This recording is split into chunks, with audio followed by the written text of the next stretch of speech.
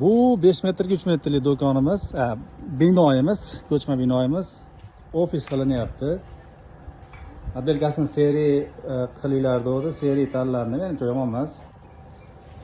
Poli ham o'sha devoriga mos bo'lyapti. Elektr montajlari, eshik romlari, fasadlari hamma joyi qilinyapti. Juda ham chiroyli chiqyapti. Ishlar, bolalar ishlari tekis. Ko'chma do'konlar masalasida aloqaga chiqaverasizlar. Samarqandda ham ishlarimiz davom etyapti, O'zbekda ham qilinyapti, bu yerda Farg'onada ham qilyapmiz.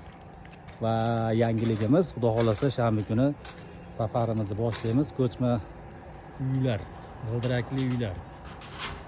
Dom na колесах. Birinchisini o'zimiz uchun qildik, sayohatni o'zimizdan boshlaymiz.